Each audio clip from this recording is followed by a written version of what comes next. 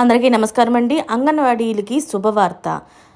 ప్రభుత్వం సంచలన నిర్ణయం. అసలు ఏం జరిగింది అన్న పూర్తి వివరాలు తెలుసుకునే ముందు వీడియోని అయితే పూర్తిగా చూడండి. అలాగే సబ్స్క్రైబ్ చేసుకోవడం మర్చిపోకండి.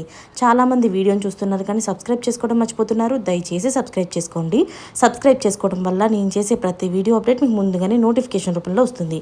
అదేవిధంగా లైక్ చేయడం మర్చిపోతున్నారు. దయచేసి లైక్ చేయండి. లైక్ చేయడం వల్ల ఇటువంటి ఇంపార్టెంట్ ఇన్ఫర్మేషన్స్ చాలామందికి రీచ్ చేసిన వాళ్ళు అవుతాం.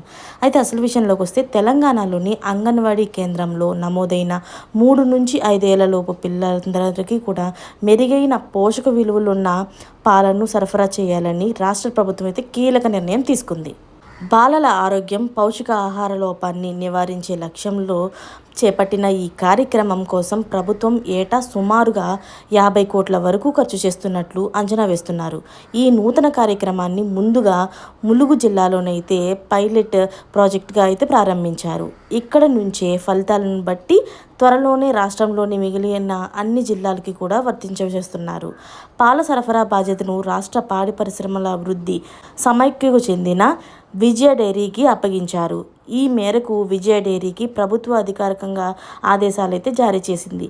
3 నుంచి 5 ఏళ్ల పిల్లలు ఒక్కొక్కరికి కూడా రోజుకి 100 మిల్లీలీటర్ల చొప్పున పాలు పంపిణీ చేయాలన్నారు.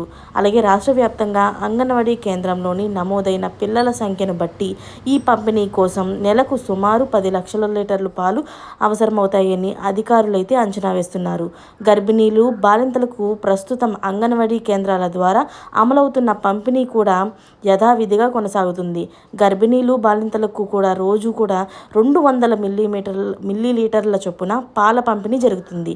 రాష్ట్ర వ్యాప్తంగా వీరి కోసం విజయ డైరీ నుంచి ప్రతి నెల 15 లక్షల లీటర్ల పాలైతే సేకరించి పంపిణీ చేయనున్నారు.